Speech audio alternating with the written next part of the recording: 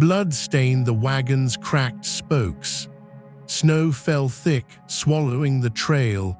She dragged herself through the slush, one arm pinned to her side, the other locked around a shivering bundle, 2 years old, barely breathing. "Leave me behind," she gasped, eyes meeting his through the whiteout. "But keep him breathing." The storm howled louder. Behind them, hoofbeats cut through the wind, 3 riders, armed, close. He could mount up, ride for the pass, survive or take the weight, carry the boy, carry her, walk straight into the dark. He didn't speak. He just pulled his coat tight, lifted the child against his chest, and hauled her over his shoulder. The wind bit through his duster. The trail vanished. Somewhere in the trees, men waited with rifles cocked. He stepped into the storm anyway. And the land would remember what he chose to save. Snow packed against his boots with every step, heavy, suffocating. The boy's shallow breaths fogged against his duster, warm then freezing in the same second. Her weight shifted across his shoulders, a dead drag through the drift. He kept his head down, eyes on the white, listening. The hoofbeats behind them didn't slow, 3 riders cutting off the pass. He adjusted his grip, fingers numb inside cracked leather, shoulders burning under the wool. He didn't break pace. The cold bit deeper with every yard. The storm peeled back just enough to show the truth. Not a runaway wagon, a trap. Wheels sawed through, axles splintered. Someone wanted them stopped before the ridge. Her coat slipped when he lifted her. Beneath the blood and wool, a rolled parchment pressed tight against her ribs. Sealed wax cracked open by the cold. He caught the edge. A territorial surveyor's stamp, official ink smudged by panic. He recognized the seal, county registry, bound to the valley floor. Frost clung to the leather strap binding it. He saw the faded ink now, names, dates, boundaries drawn in blood before the snow fell. The stamp matched the one on the dead marshal's badge back in town. Men had died for half this dirt. Water rights, grazing claims, the kind that drew blood long before winter set in. Wind screamed through the pines, branches groaned under the weight of ice. Temperature dropped fast. He felt the boy's chest hitch. Shallow, too shallow. The woman stirred, teeth chattering against his collar. "They won't stop," she whispered, voice frayed. "They know the deed is on him." A rifle cracked, echoed off the rock face, too close. Snow plumed from a trunk 50 yards ahead, warning shot or a test. They were herding him, pushing him toward the choke point where the trail narrowed into a ravine. No cover, no retreat, just ice and a drop into black water. He could cut the line, drop her near the timber, slip into the trees with the boy, live to ride another season. That was the smart play. The survivor's play. But the parchment pressed hard against his side. The boy's fingers curled around his thumb, tiny, desperate. The riders wanted the claim, wanted the boy gone, wanted the valley stripped clean. He could walk away, let the storm finish it.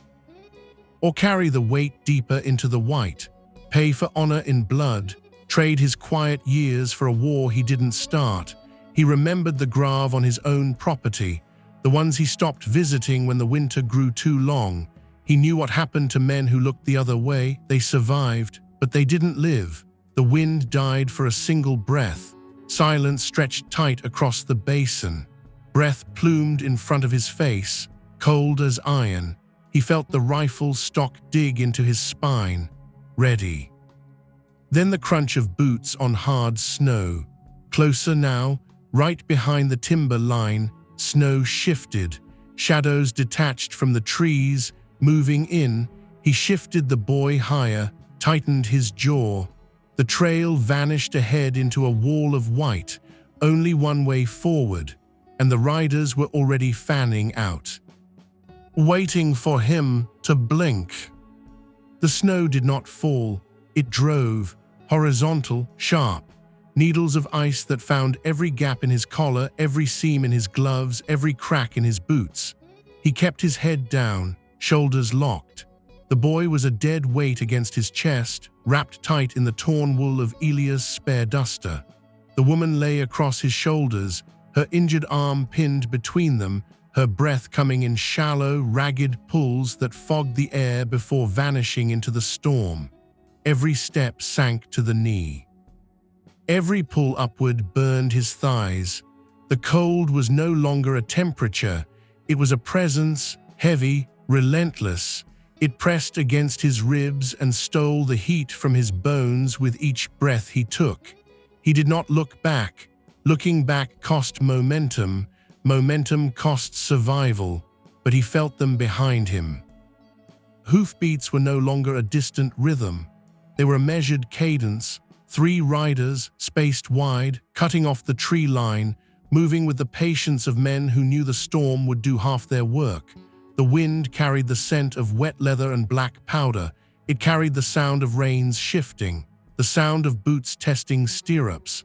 They were not charging, they were boxing. A branch cracked overhead, snow dumped from the canopy. A sheet of white buried the trail he had just cleared. He adjusted his grip. Fingers stiff, knuckles cracked inside frozen leather, he shifted the woman's weight. Her coat slipped. The rolled parchment pressed hard against his ribs. The wax seal was still intact.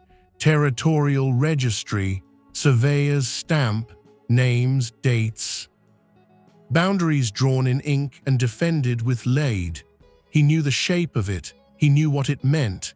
Men killed for half of that paper. Men starved for the water it promised. The valley had bled for years over lines on a map. And now a 2-year-old boy carried the only surviving copy. The wind shifted. A voice rode the gale, low, rough, carried by the acoustic funnel of the pines. Turn around, Vance. The name hung in the air, not a threat, a statement. They knew him, they knew his track record.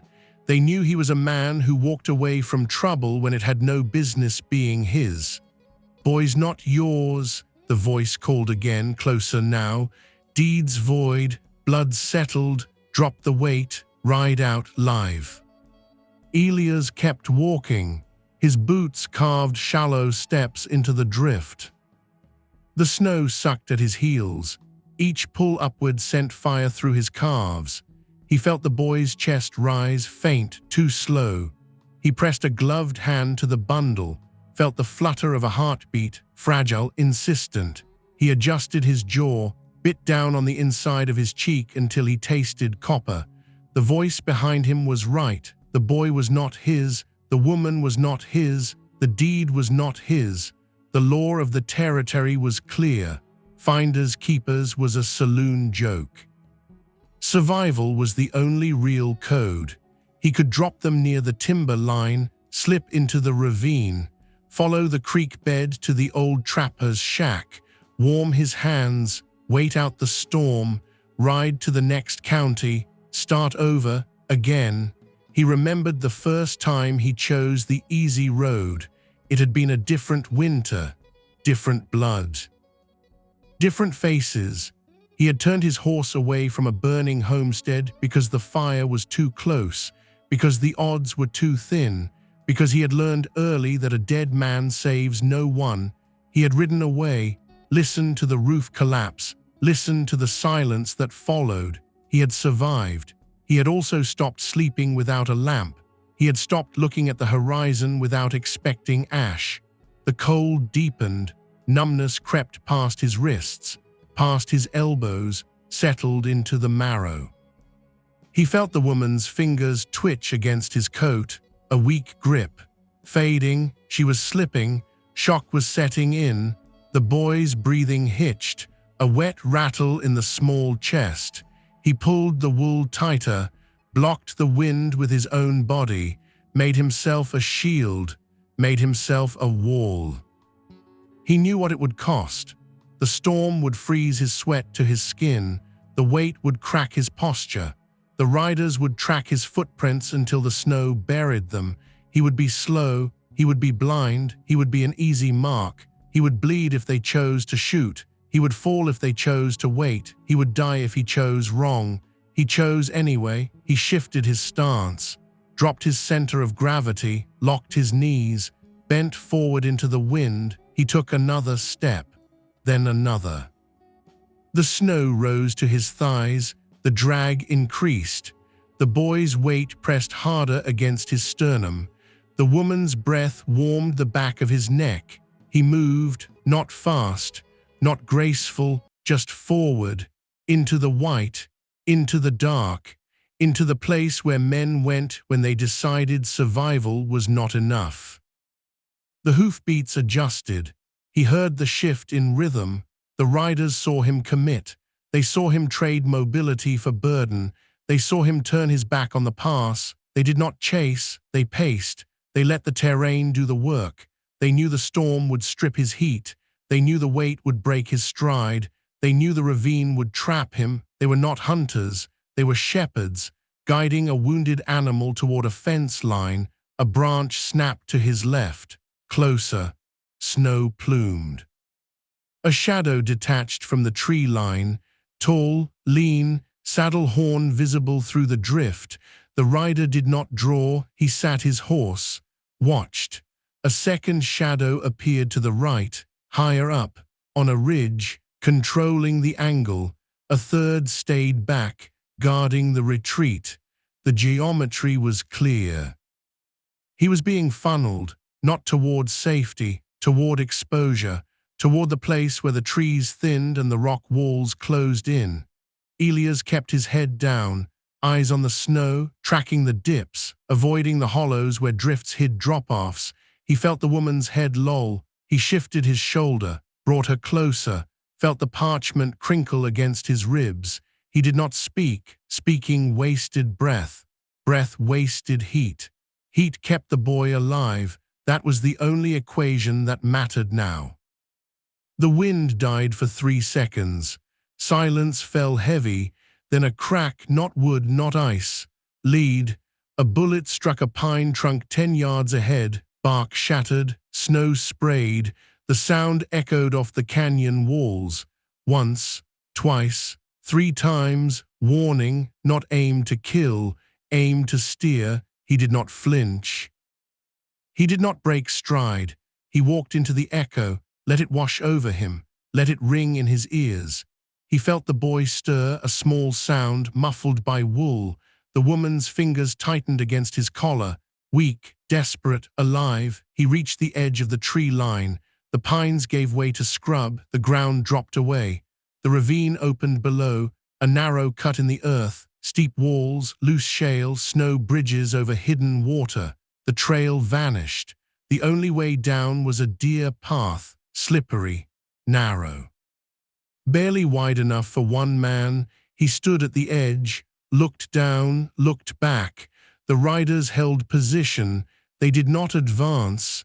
They did not fire again. They waited. Let him feel the drop. Let him measure the cost. He stepped off the edge. The path crunched under his boots. Ice hidden beneath the powder. His left foot slid. His hip dropped. He caught himself on a rock. Fingers scraped raw against granite. He held the boy steady, kept the woman from rolling, breathed slow, counted, 1, 2, 3. He pushed up, regained balance, kept moving. The descent ate his legs. The ascent would take them back. There was no going back, only forward, only down, only deeper into the cut where the sky narrowed and the wind howled like a trapped animal. He reached a flat shelf. Stopped just for a moment, just to shift the weight. He lowered the woman carefully, lay her on a bed of dead needles, pulled the duster back from the boy's face, checked the breath, still there, shallow, fast. He pressed 2 fingers to the boy's neck, felt the pulse, weak, steady. He pulled the parchment free, looked at the seal, looked at the names, looked at the child. He did not understand the politics. He did not care for the claims. He only knew what was in front of him, what was breathing, what was small, what did not choose this. He stood, pulled the duster tight, lifted the woman again, settled the boy against his chest, turned toward the dark. The riders did not follow, not yet. They let him commit to the ravine, let him walk into the trap. Let the earth do what men could not. He knew it. He felt it in the silence, in the way the wind held its breath, in the way the snow stopped falling for a moment, as if the land itself was watching, waiting, judging. He took the first step down. The shelf cracked beneath his boot. Ice shifted. A low groan echoed through the stone. He froze, listened. The sound moved up the wall. Snow began to slide, a thin sheet, then thicker, then heavy. He did not run. Running would drop them. He walked, fast, deliberate, eyes on the path, shoulders locked. The groan grew louder, the air filled with powder, the sound of tearing snow, the rush of white. He reached a narrow overhang, pressed himself into the rock, pulled the woman and boy tight against his chest, turned his back to the slope. The avalanche hit. Not a mountain, a slide, a river of snow and ice that poured past his position, buried the path he had just cleared, filled the hollow below, shook the ground beneath his boots. The wind screamed, the rock trembled. He held his breath, held the weight, held the line. Minutes passed. The rush slowed, the powder settled, the silence returned. Heavy, final, he exhaled, pushed off the wall, looked down. The trail was gone, buried under 6 feet of hard pack. No retreat, no turning back, only forward, into the cut, into the dark, into the place where men who chose honor learned what it cost. He moved, the cold bit deeper, the weight pulled harder, the boy's breath grew fainter, the woman's grip faded. He kept walking, step by step, breath by breath, choice by choice. The storm swallowed the path, the land closed in, the riders waited above, and the only sound was the scrape of boots on ice, the rustle of wool, the quiet rhythm of a heart refusing to stop. The ravine narrowed, walls rose steep on both sides, pine trunks leaned inward. Roots gripped the shale like old fingers. The sky shrank to a thin ribbon of gray. Snow fell slower now, packed, dense, heavy. It clung to his eyelashes, froze to his beard, melted into his collar and ran cold down his spine. He adjusted his grip every 50 yards, shifted the woman's weight, checked the boy's breath, felt the pulse. Still there, faint, insistent. He did not look up. Looking up wasted energy. He kept his eyes on the ground, on the ice, on the hidden cracks.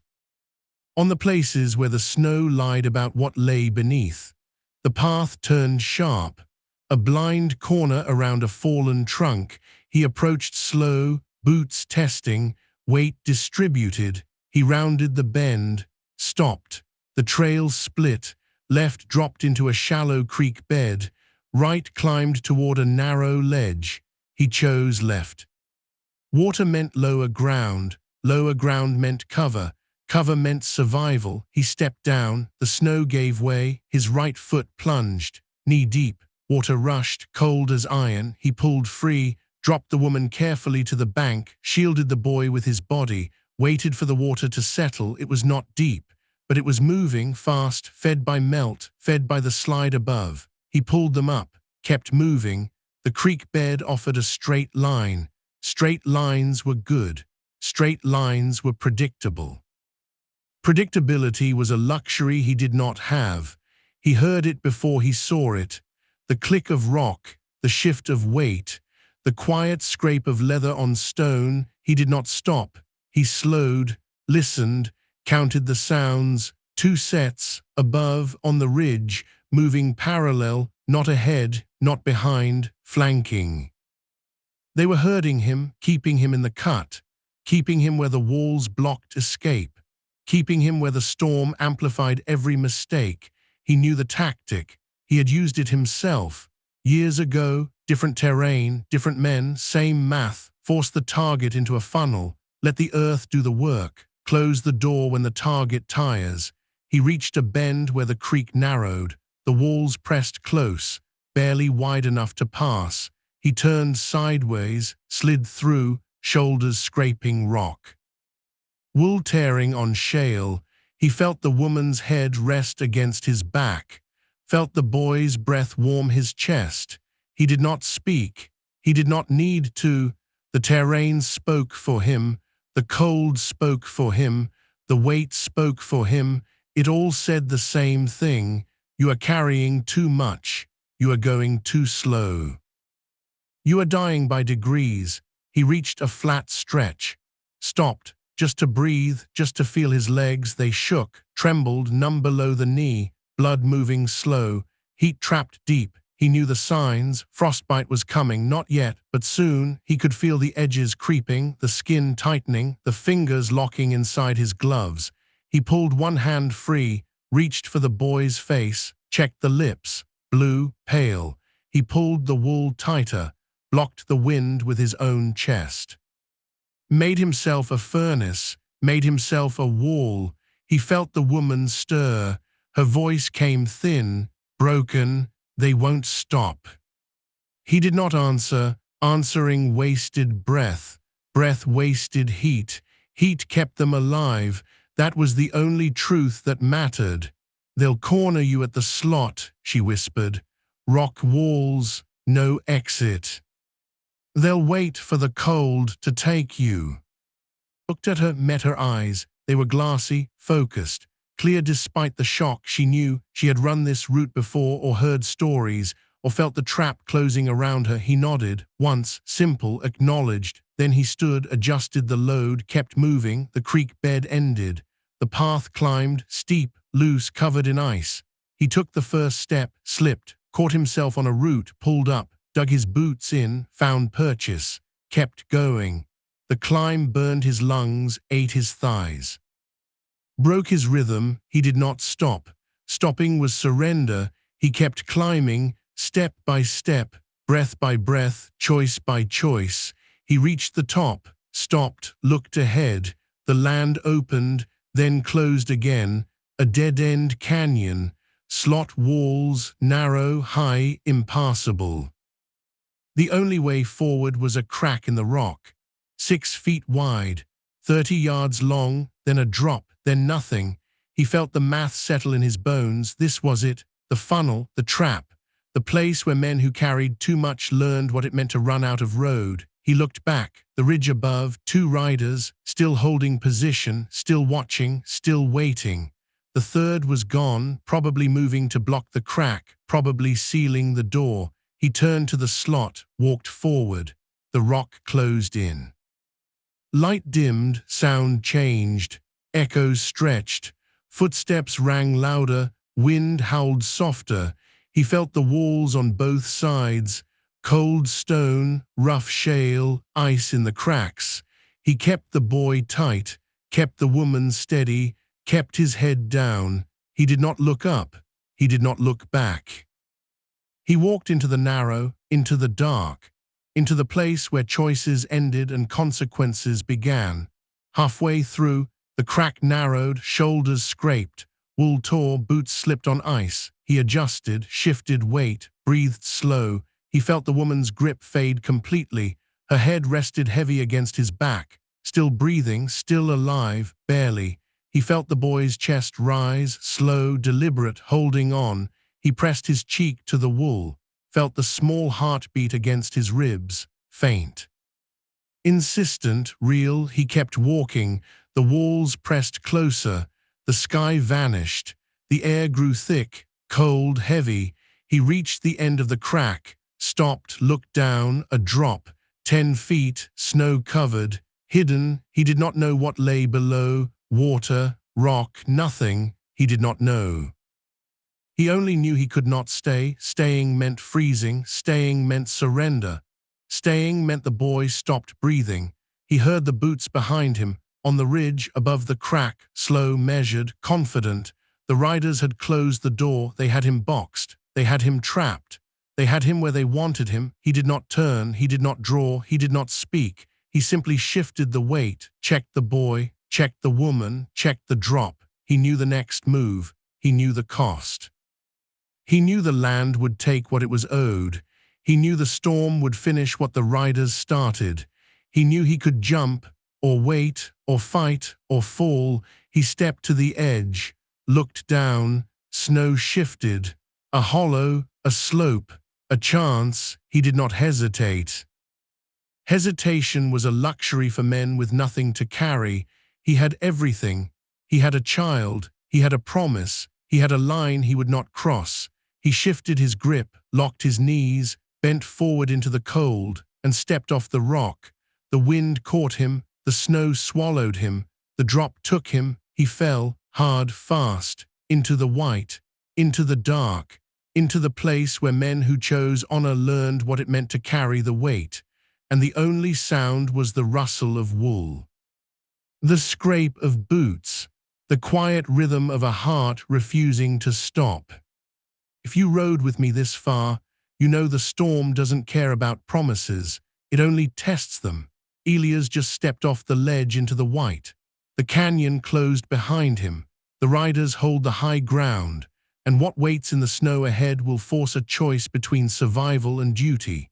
If you stand with men who carry the weight when the trail gets dark, tap like, subscribe to stay on the path, and drop your city or territory in the comments below. I want to see where this story has reached. Now back to the ridge. The snow swallowed the drop. He hit hard, shoulder first. Roll, impact. The world spun white and gray. Rock scraped his ribs. Cold bit through leather. He kept his arms locked. Chest curled tight around the bundle. The woman's weight shifted, slid. He caught her before she rolled, dropped to one knee. Breath knocked out, lungs burning, he waited, counted. 1, 2, 3, the boy shifted, a small sound, muffled by wool, still breathing. The woman's hand twitched against his coat, faint, desperate, alive. He pulled them closer, shielded them from the wind, turned his back to the drop, listened. The canyon held its breath. Snow settled on stone, wind moaned through the narrow cut. He did not move, not yet. His body screamed. Fingers locked inside frozen gloves, shoulders bruised, ribs aching, he ignored it. Pain was just noise. The boy's breath was the only truth that mattered. He adjusted his grip, slow, deliberate, every muscle protested. Frost had crept into his wrists, skin tight, numb. He flexed his hands inside the leather. Forced blood back, it burned. Good, burning meant feeling, feeling meant control. He pulled the duster tighter around the child, blocked the wind with his own chest, made himself a wall, made himself a roof. He checked the woman's face, pale, lips blue, eyes half closed, shock, blood loss, cold, she was slipping. He pressed 2 fingers to her neck, felt the pulse, weak, irregular, but there. He shifted her higher, eased the weight off her injured arm. The movement cost him. His knees buckled. He caught himself on a rock, knuckles split, blood welled, warm, then freezing. He wiped it on his coat, did not flinch. He stood, slow, careful, balanced the load, took a step, then another. The snow packed hard beneath his boots, ice hidden beneath. He tested each step, weight forward. Eyes on the ground, the slot canyon narrowed ahead. Walls closed in, light dimmed, sound changed, echoes stretched, footsteps rang louder, wind howled softer. He felt the stone on both sides, rough, cold, unforgiving. He kept moving, boots scraped above. On the ridge, behind him, slow, measured, confident, they had tracked the drop, had followed the path through the crack, had closed the distance while he fought the cold. He did not turn, he did not draw, he simply adjusted his stance. Dropped his center, locked his knees, prepared for the impact of their presence. They did not fire, they did not shout, they descended, 3 sets of boots on loose shale, leather creaking, reins shifting, steel brushing wool. They moved with the quiet precision of men who had done this before. Men who knew how to trap, how to corner, how to wait. He kept his head down, eyes on the snow, breath steady. The boy's chest rose, slow, deliberate. The woman's grip faded completely. Her head rested heavy against his back, still breathing, still alive, barely. He pressed his cheek to the wool, felt the small heartbeat against his ribs, faint, insistent, real. He kept walking, step by step, breath by breath, choice by choice. The canyon opened into a narrow ledge, flat, barely wide enough for two men. Walls rose steep on both sides, 30 feet high, impassable. The only way forward was a narrow choke point, 10 yards ahead, then a drop into black water. He reached the center of the ledge, stopped. The riders emerged from the white, 3 of them, coats heavy with frost, rifles slung low. Hats pulled tight against the storm. They spread out, formed a half circle, cut off the ledge, cut off the retreat, cut off the sky. They did not raise their weapons. They simply stood, watched, waited, let the cold do the work, let the weight break him, let the silence stretch until it snapped. He shifted the boy higher, tightened his jaw. Breath plumed in front of his face, cold as iron. He felt the woman's head loll, felt the parchment press hard against his ribs. Felt the weight of 3 men watching him blade into the snow. He did not speak. Speaking wasted breath. Breath wasted heat. Heat kept them alive. That was the only equation that mattered. One of the riders stepped forward, tall, lean, shoulders broad beneath a worn duster, face lined by wind and sun. Scar cutting through the left eyebrow, eyes gray, cold, calculating. He carried no rifle in hand, just a worn leather belt, a heavy knife at his hip, a silver watch chain tucked into his vest. He moved slow, deliberate, boots crunching on packed snow. He stopped 10 feet away, looked at Elias, looked at the bundle, looked at the woman, then back at Elias. "You're carrying dead weight," the man said, voice low, rough, carried by the wind. "Drop her, take the boy, ride out. You'll make the pass before nightfall." Elias did not answer. He adjusted his grip, felt the boy's breath warm his chest, felt the woman's pulse fade against his shoulder. He kept his eyes on the man's boots, on the steel of his spurs, on the way the snow clung to his coat. He did not blink. He did not shift his weight. He simply stood, a wall, a shield, a man who had already made his choice. The man stepped closer, 5 feet now, close enough to see the frost on Elias' beard, close enough to see the split knuckles, close enough to see the way his shoulders trembled under the load. "You know who they're running from," the man said. "You know what's in that paper. You know what happens to men who carry valley deeds into the snow." Elias finally looked up, met the man's eyes, no defiance, no fear, just quiet certainty. "A child doesn't choose his enemies," he said, voice flat, stripped of emotion, carved by cold. "He deserves to live." The man did not smile, did not nod, did not look away. He studied Elias' face, tracked the line of his jaw, the set of his shoulders, the way his hands held the child. Steady, unshaking, despite the frost, despite the blood, despite the weight that should have broken a weaker man. "You're not family," the man said. "You're not law, you're not owed anything, so why carry them? Why risk the pass? Why walk into a storm with 2 dying souls on your back?" Elias shifted his stance, felt the boy stir, felt the parchment crinkle against his ribs. "Because someone has to," he said, simple, direct, no poetry, no justification, just fact.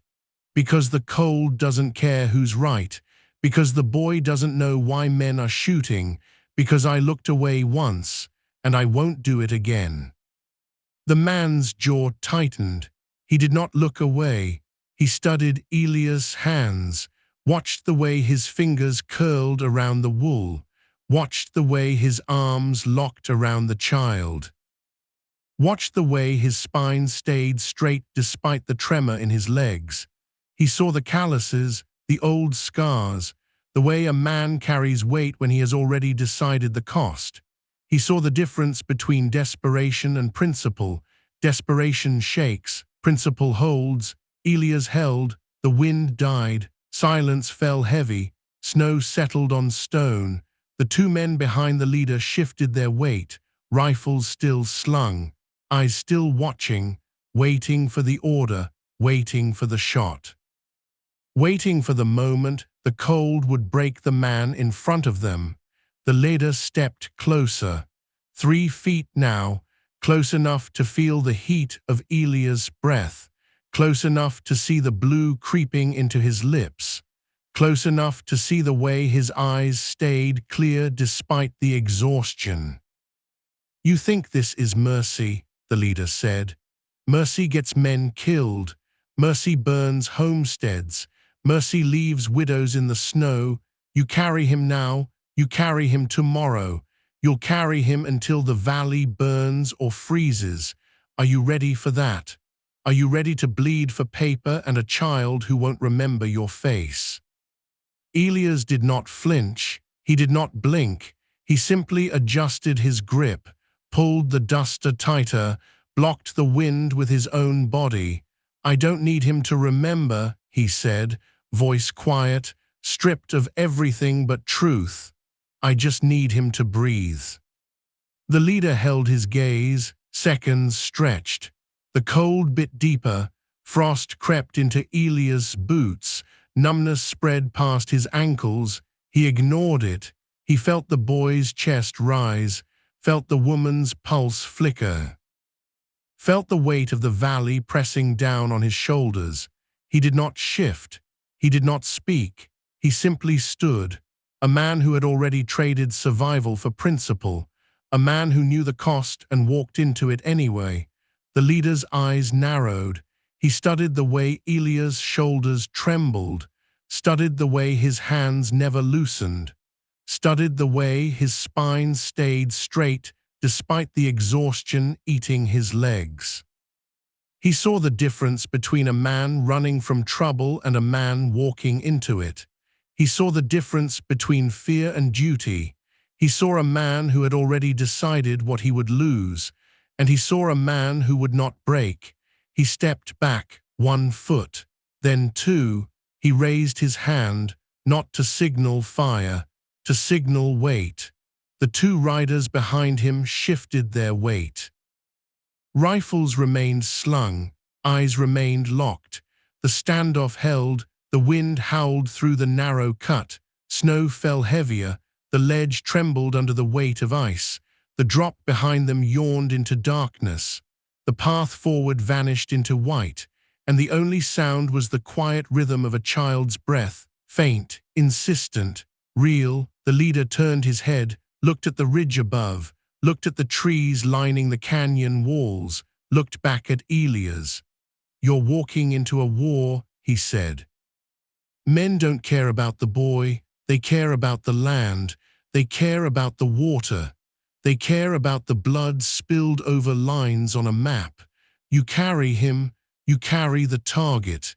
You carry the end of every peace this valley has ever known." Elias shifted his weight, felt the boy stir, felt the parchment press hard against his ribs. "Then I'll carry it," he said, voice flat, stripped of everything but resolve, "until he's safe or until I'm dead. Either way, he breathes." The leader did not answer. He did not nod. He simply turned, walked to the edge of the ledge, looked down into the white, looked back at Elias, looked at the woman slumped over his shoulder, looked at the child buried in wool, looked at the man who refused to let go. He raised his hand again, signaled his men. They did not draw, they did not advance. They simply waited. Let the cold tighten its grip. Let the storm swallow the sky. Let the man in the center decide how long he would stand. Elias felt his legs shake, felt the frost creep past his knees, felt the weight pull harder with every breath. He did not drop them, he did not step back, he did not look for an exit, he simply stood, a man who had already chosen his path, a man who knew the cost and paid it without flinching.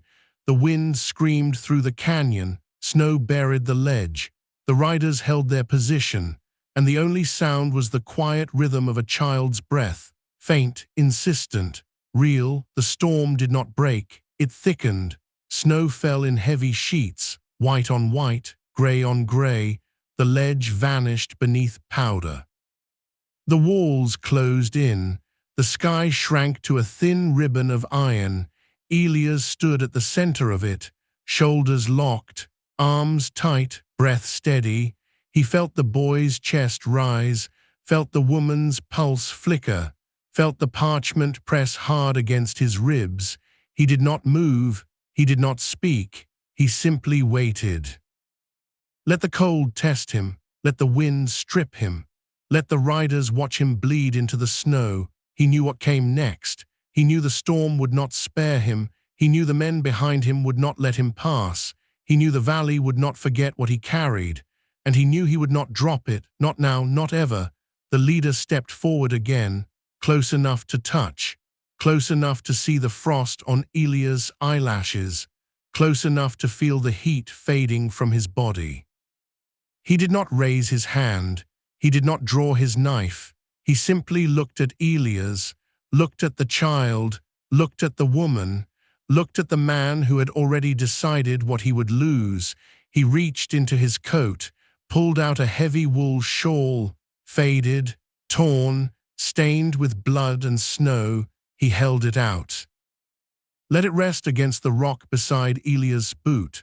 Then he reached into his pack, pulled out a canteen, heavy, full, frost clinging to the metal. He set it down beside the shawl. Then he reached for his rifle, unslung it, checked the chamber, loaded, oiled, ready. He handed it to Elias, grip to grip, barrel to chest. He did not speak, he simply held it, waited, let the weight settle into Elias' hands. Elias did not take it, not yet. He kept his arms locked around the boy, kept his shoulders tight against the woman, kept his eyes on the leader's face. Why? He asked. One word, stripped of everything but the cold. The leader did not flinch. He did not look away. He simply held the rifle, waited. Let the storm answer for him. Let the weight of the valley press down on the silence. Then he spoke, voice low, rough, carried by the wind. Because you're not carrying a child, he said. You're carrying the last heir to the Blackwood grant. Because every homestead in this valley is fighting over water and grazing rights. Because every man with a rifle wants that paper. Because the boy's mother ran with it. Because she bled for it. Because men have died for it. And because you just chose to carry it into the storm. Elias did not move. He did not breathe. He simply held the boy tighter, felt the parchment press hard against his ribs, felt the truth settle into his bones. The boy was not just a child. He was a claim. He was a legacy. He was the center of a war that had been burning for years, and Elias had just stepped into the fire.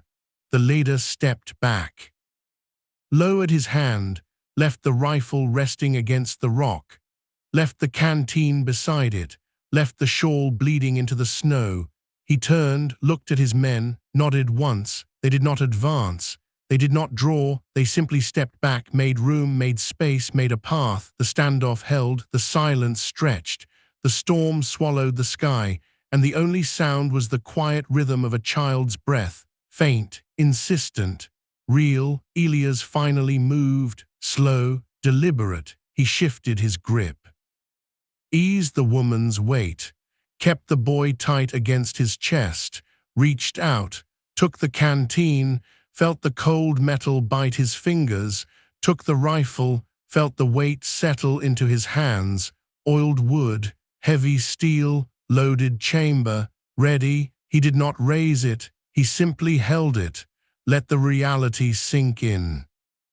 He was no longer just a rescuer, he was a guardian, he was a target. He was the shield for a fractured valley, and the only thing standing between a 2-year-old boy and a war of blood and ice was the choice he had already made. The leader turned back, looked at Elias, looked at the rifle, looked at the canteen, looked at the man who had already traded survival for duty. "You carry him to the homestead," the leader said, voice low, clear, carried by the wind, past the creek, up the ridge. "Where the pines thin, where the snow breaks, where the elders wait, you get him there. You hand him to the man with the silver watch. You tell him the deed is safe. You tell him the boy lives, and you walk away. If you do, the valley lives. If you don't, the valley burns. Choose." Elias did not answer. He did not nod. He simply adjusted his grip, pulled the duster tighter, blocked the wind with his own body, felt the boy's breath warm his chest, felt the woman's pulse flicker against his shoulder, felt the rifle heavy in his hands, felt the canteen cold against his hip, felt the weight of a valley pressing down on his shoulders. He took a step, then another, the snow packed hard beneath his boots, ice hidden beneath. He tested each step, weight forward, eyes on the ground. The ledge vanished behind him, the path opened ahead. The riders did not follow, they simply watched. Let the storm do its work. Let the cold test his resolve. Let the valley judge his choice. He walked, step by step, breath by breath, choice by choice. The storm swallowed the sky, the land closed in. The only sound was the scrape of boots on ice, the rustle of wool, the quiet rhythm of a heart refusing to stop, and the only truth was the weight he carried, not just a child, not just a woman, not just paper, a legacy, a war, a valley, and the promise he had already made, keep him breathing, no matter the cost, no matter the storm, no matter the men waiting in the trees. He walked into the white, into the dark, into the place where honor was not spoken, it was carried. And the land would remember what he chose to save. The cold deepened, numbness crept past his wrists, past his elbows, settled into the marrow. He felt the boy's chest rise, slow, deliberate, holding on. He pressed a gloved hand to the bundle, felt the flutter of a heartbeat, fragile, insistent, alive. He adjusted his jaw, bit down on the inside of his cheek until he tasted copper. The wind howled through the pines, branches groaned under the weight of ice. Temperature dropped fast. Every second cost heat, every choice cost blood. He could run, he could hide. He could let the storm finish what the riders started. He chose anyway. He shifted his stance, dropped his center of gravity, locked his knees, bent forward into the wind. He took another step, then another. The snow rose to his thighs. The drag increased. The boy's weight pressed harder against his sternum. The woman's breath warmed the back of his neck. He moved, not fast, not graceful, just forward, into the white, into the dark, into the place where men went when they decided survival was not enough. The path climbed, steep, loose, covered in ice. He took the first step, slipped, caught himself on a root, pulled up, dug his boots in, found purchase, kept going. The climb burned his lungs, ate his thighs, broke his rhythm. He did not stop. Stopping was surrender. He kept climbing, step by step, breath by breath, choice by choice. The ridge opened above him, the trees thinned, the sky widened. The storm broke just enough to show the valley below, scattered homesteads, fences broken, smoke rising thin against the gray, men on horses, rifles slung. Waiting, watching, he felt the weight settle. He felt the truth.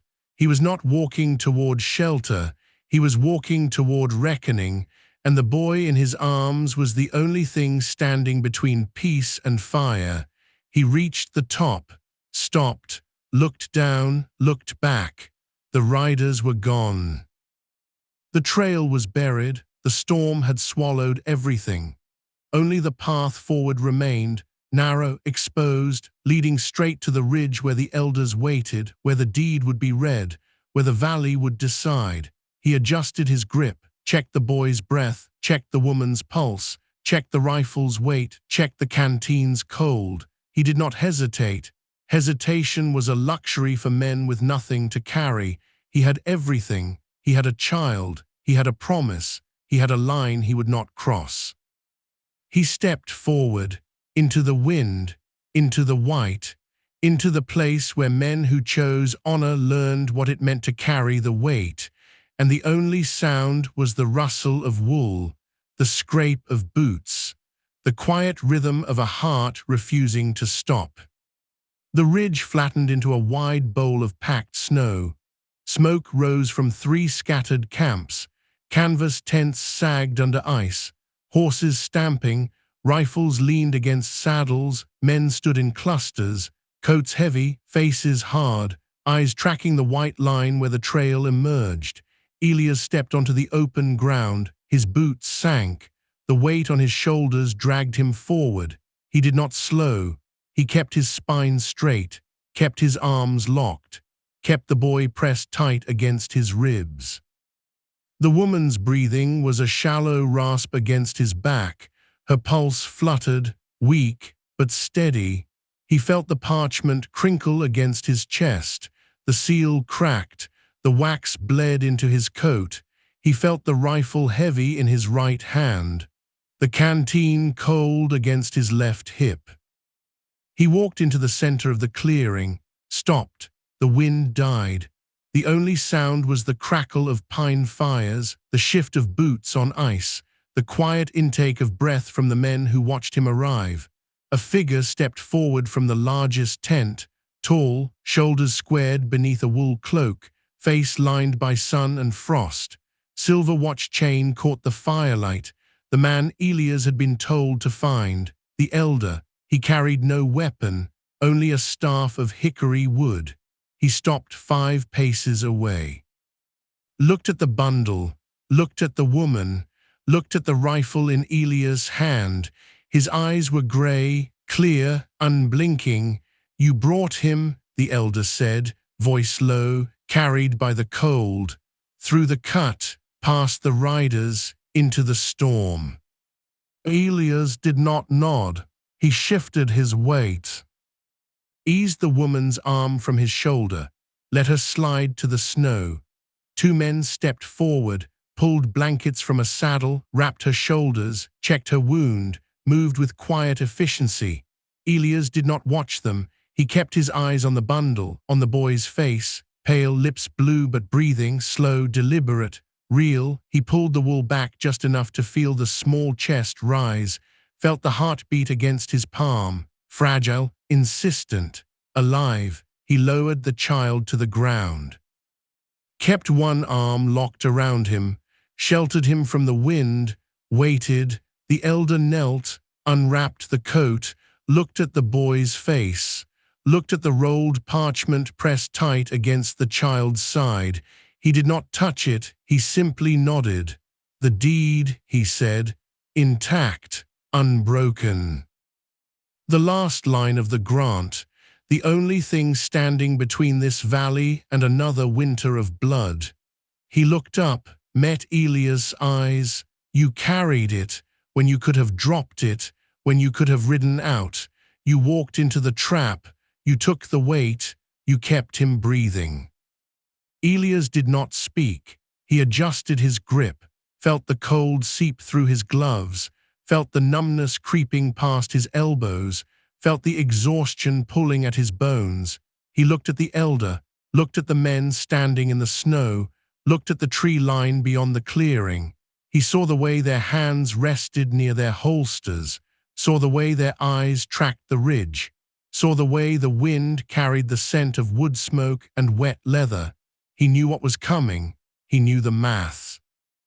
The rival faction would not wait. They would not negotiate. They wanted the paper. They wanted the boy gone. They wanted the valley divided. They were riding hard, closing the distance. He felt the truth settle into his chest. He had reached the end of the trail. He had delivered the child. He had kept the promise. He could turn his horse, ride out, follow the creek bed, reach the pass before dark, leave the valley to its war, leave the boy to its fate.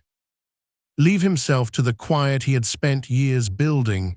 It would be easy, it would be smart, it would be survival. The elder stood, brushed snow from his cloak, looked at the ridge, looked back at Elias.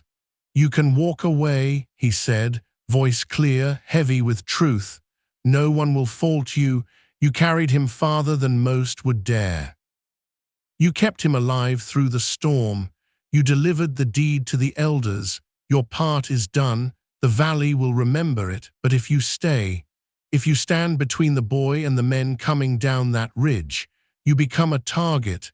You become a line they will not cross. You trade your freedom for a war you did not start. You carry the weight of every homestead, every fence line, every grave dug in this dirt. You do not get to walk away clean. You do not get to sleep without listening for hoofbeats. You stay, you fight, you bleed, or you ride out, and you never look back." The wind shifted. Snow fell heavier. The fire popped. Sparks rose into the gray. Elias felt the boy stir, felt small fingers curl against his wrist, felt the quiet rhythm of a child who did not know he was carrying a war. He remembered the first time he chose the easy road, the burning homestead, the silence after the roof fell, the ash on his boots, the years of riding alone, the nights spent staring at the ceiling, the weight of a life spent surviving instead of standing. He looked at the elder, looked at the men waiting in the snow, looked at the ridge where the trees stood dark against the sky. He knew what it would cost. He knew it would take everything: his anonymity, his peace, his chance to fade into the dirt. It would take his blood. It would take his name. It would take the quiet he had built. He felt the truth rise in his chest, simple, unshakable. He was done running from what mattered. He shifted his stance, dropped his center, locked his knees. He reached for the rifle, pulled it close. Worked the bolt, chambered around. The click echoed in the clearing, sharp, final. He did not raise it, he simply held it, let the weight settle into his hands, let the reality sink into his bones. He looked at the elder, met his eyes. "I'm not leaving," he said, voice flat, stripped of everything but truth. "I'll stand." The elder did not nod. He did not smile. He simply stepped back, raised his hand, signaled the men. They did not cheer, they did not draw, they simply moved, formed a line, spread out across the clearing, took positions behind wagons, behind fence posts, behind the tents, rifles ready, eyes forward, quiet, disciplined. They knew what was coming, they knew the cost. They had chosen to stay. Elias stepped forward, positioned himself between the boy and the tree line, dug his boots into the snow, locked his shoulders, felt the cold bite through his coat, felt the wind strip the heat from his face, felt the rifle heavy in his hands. He did not look back. He did not speak. He simply waited. Let the storm close in. Let the silence stretch. Let the valley hold its breath. The sound came first. Low, distant, a steady rhythm, hoofbeats on hard snow, growing louder, closing fast. The ridge darkened. Figures emerged from the white. Riders, 12 of them. Spread wide, moving with purpose, coats heavy with frost, rifles slung low, hats pulled tight. They did not charge, they paced. They stopped at the edge of the clearing, formed a line, faced the elder, faced the men behind the wagons, faced Elias standing alone in the snow. The leader stepped forward, tall. Lean scar cutting through his left cheek, eyes dark, cold, calculating. He carried no rifle in hand, just a heavy revolver at his hip. He stopped 10 feet away, looked at the elder, looked at the men, looked at Elias. "You brought him," the leader said, voice rough, carried by the wind, "to this ridge, to this line, to this fight. You know what he carries. You know what it means. You know we will not stop." The elder stepped forward, staff planted in the snow. "The deed stands," he said, voice clear, weighted. "The boy lives, the grant is whole. You want war, take it. But you cross this line. You answer to every man in this valley. You answer to the law, you answer to the dirt." The leader's jaw tightened. He did not look away. He studied the elder's face. Studied the line of men behind the wagons, studied Elias standing in the snow, rifle held low, shoulders locked, eyes clear despite the cold. He saw the difference between a bluff and a stand. He saw the difference between men who wanted land and men who were willing to bleed for it. He stepped closer, 5 feet now, close enough to see the frost on Elias' beard, close enough to see the split knuckles, close enough to see the way his arms never loosened around the space where the boy had been. "You think a drifter will hold this line," the leader said. "You think one man with a rifle will stop a claim. You think the valley will follow a ghost into a storm. You're wrong. The boy dies tonight. The deed burns. The valley splits. We take what's owed. We pay what's due. You step aside. Or you fall with him." Elias did not flinch. He did not blink. He simply adjusted his grip, felt the rifle stock dig into his shoulder, felt the cold bite through his gloves, felt the wind strip the heat from his chest. He looked at the leader, met his eyes, no defiance, no fear, just quiet certainty. "He breathes," Elias said, voice flat, stripped of everything but truth. "That's the line. You cross it, you answer to me." The leader's eyes narrowed. He studied Elias' stance, tracked the line of his shoulders, the set of his jaw, the way his hands held the rifle, steady, unshaking, despite the frost, despite the blood, despite the weight that should have broken a weaker man. He saw the difference between desperation and principle. Desperation shakes. Principle holds. Elias held. He stepped back 1 foot, then 2. He raised his hand, not to signal fire, to signal weight. The men behind him shifted their weight. Rifles remained slung. Eyes remained locked. The standoff held. The wind howled through the clearing. Snow fell heavier. The ground trembled under the weight of ice. The drop behind them yawned into darkness. The path forward vanished into white, and the only sound was the quiet rhythm of a child's breath, faint, insistent, real. The leader turned his head, looked at the ridge above, looked at the trees lining the canyon walls, looked back at Elias. "You're walking into a war," he said. "Men don't care about the boy. They care about the land. They care about the water. They care about the blood spilled over lines on a map. You carry him. You carry the target. You carry the end of every peace this valley has ever known."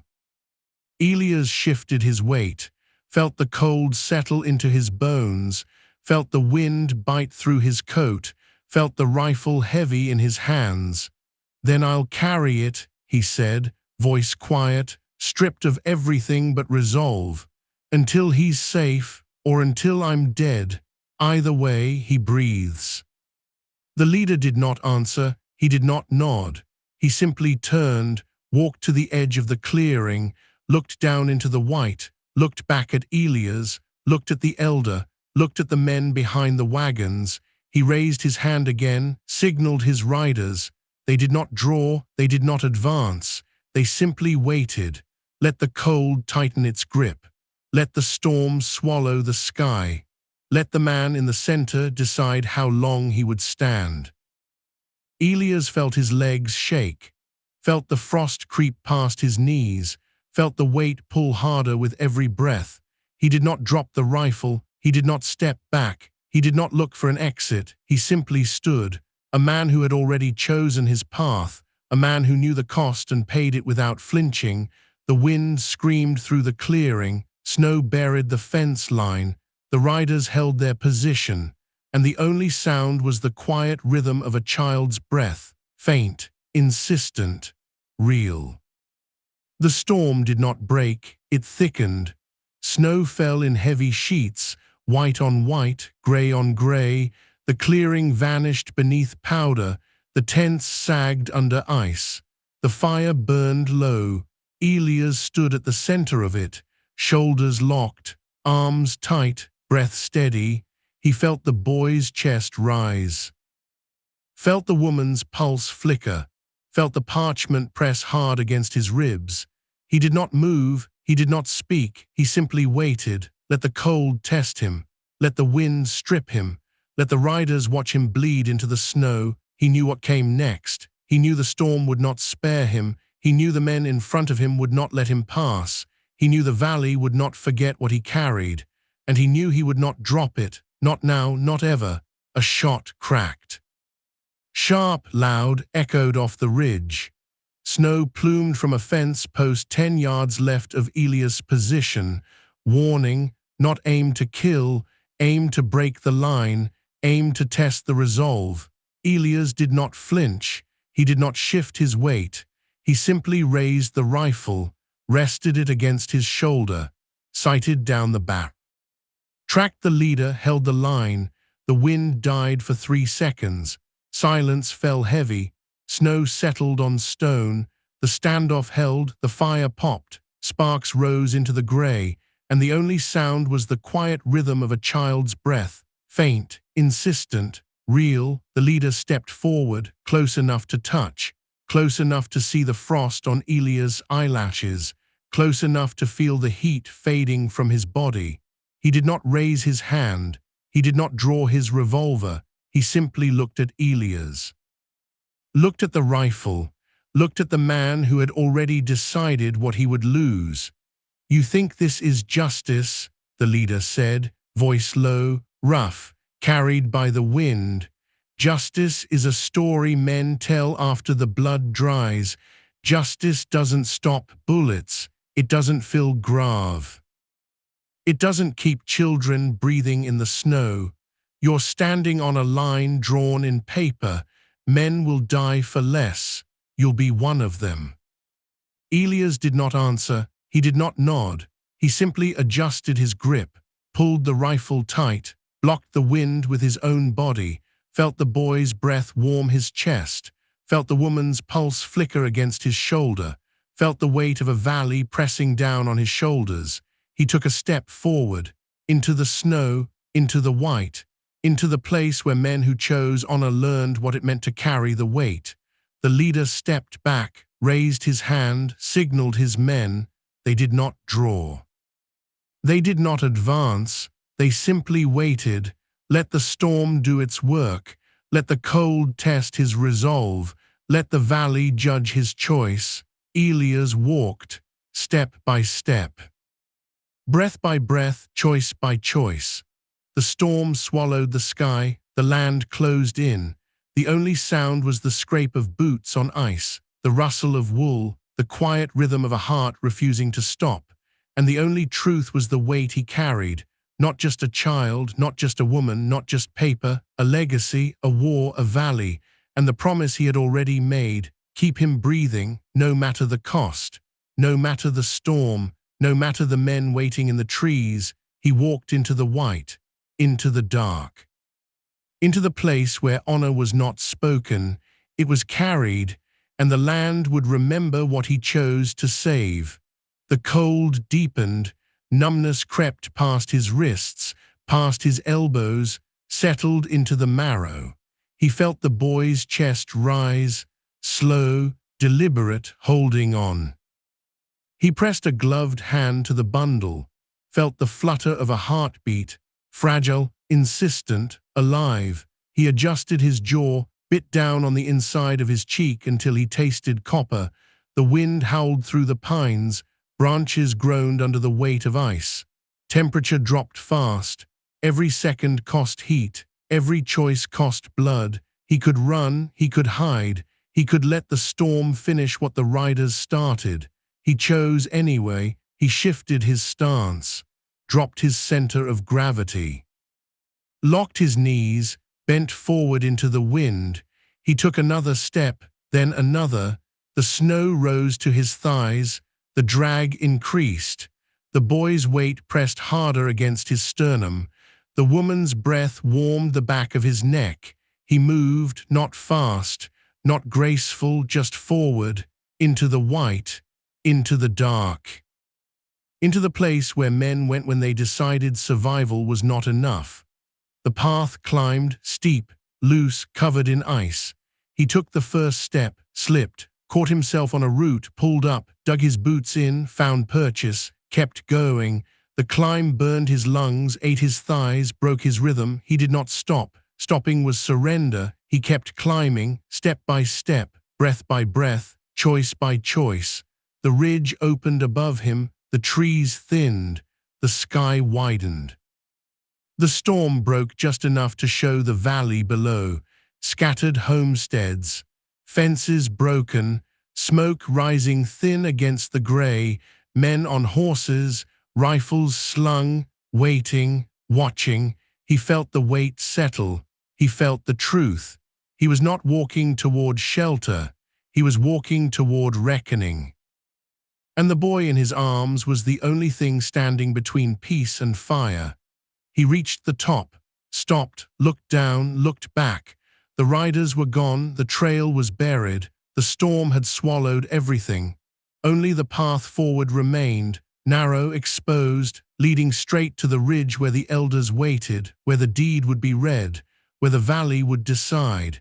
He adjusted his grip, checked the boy's breath, checked the woman's pulse, checked the rifle's weight, checked the canteen's cold. He did not hesitate. Hesitation was a luxury for men with nothing to carry. He had everything. He had a child. He had a promise. He had a line he would not cross. He stepped forward, into the wind, into the white. Into the place where men who chose honor learned what it meant to carry the weight. And the only sound was the rustle of wool, the scrape of boots, the quiet rhythm of a heart refusing to stop. Years passed, slow, measured, unforgiving but steady. The snow melted, the ground thawed, the fences were rebuilt, the homestead stood, the valley breathed. The boy grew, tall, quiet, eyes sharp, hands calloused. He learned the land before he learned the letters. He knew the weight of a rifle before he knew the weight of a book. He knew the smell of pine smoke before he knew the sound of a bell. He grew in the shadow of a man who never spoke of the storm, who never explained the deed, who never told him why men had come with guns. He simply showed him how to track, how to read the sky, how to stand when the wind pushed, how to breathe when the cold bit, how to carry without breaking.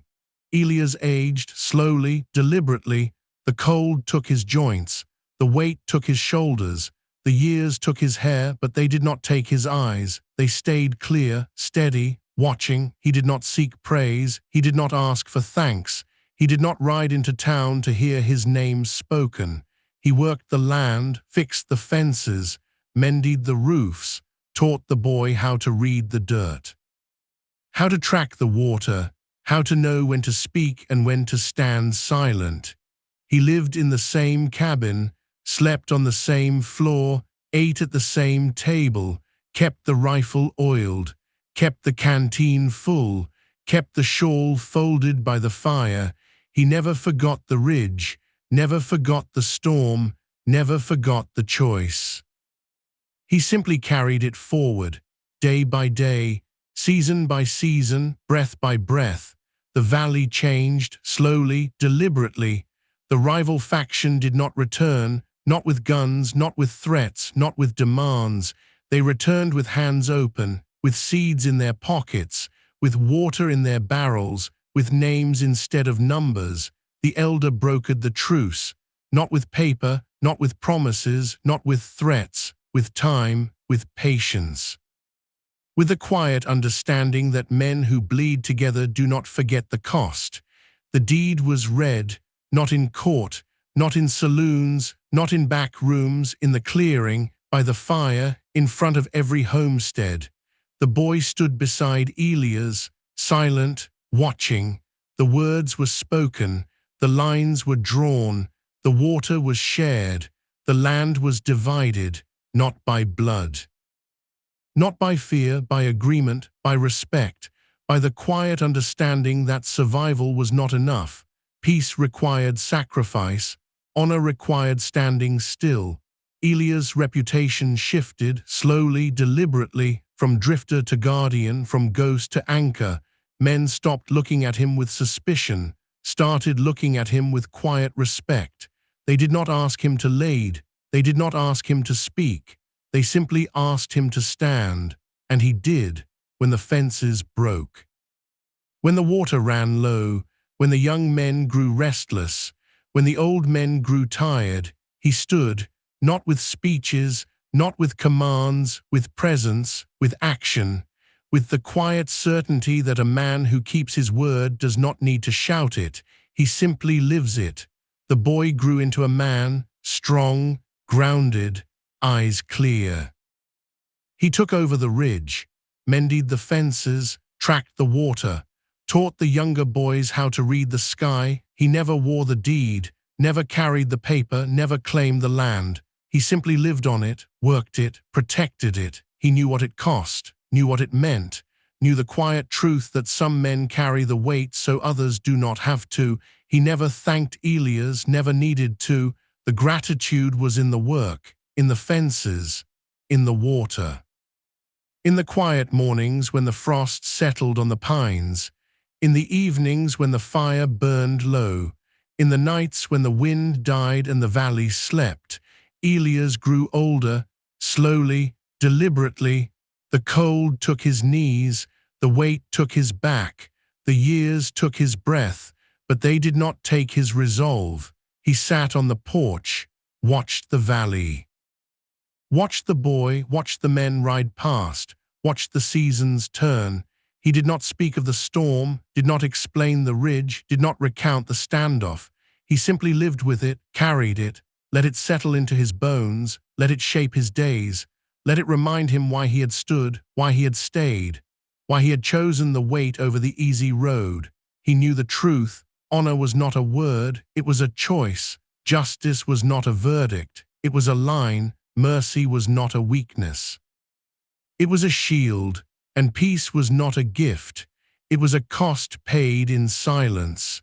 The valley thrived, not perfectly, not without friction, not without the old wounds surfacing in the spring thaw, but steadily, respectfully, with the quiet understanding that land does not belong to men, men belong to the land.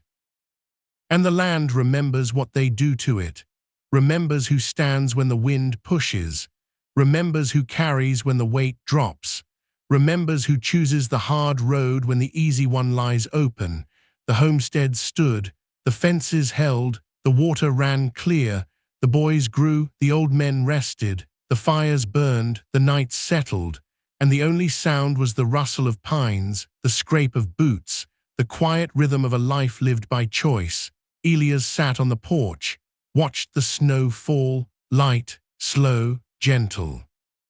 Not like the storm, not like the ridge, just quiet, just steady, just the land breathing. He pulled the shawl from his shoulders, let it rest on the railing, faded, torn, stained with blood and snow. He did not fold it, did not hide it, let it sit, let it breathe, let it remember. He looked out over the valley, saw the fences, saw the smoke, saw the men riding slow, saw the boy standing by the creek, saw the land that had been spared, not by conquest, not by blood, by a single choice, made in the dark, carried through the storm, held until the light returned. He closed his eyes, felt the cold on his face, felt the wind in his hair, felt the quiet in his chest. He did not speak. He did not need to. The land had already answered. The valley had already remembered. The boy had already lived, and the only truth was the weight he had carried, not to the end, but to the beginning, and the land would remember what he chose to save. If this story stirred a memory or two, saddle up with us again. Hit subscribe and help this old frontier tales alive. Out here, every name, every trail, every sunset still matter. So till we meet again, friend, keep your hat tipped to the past and your heart pointed west.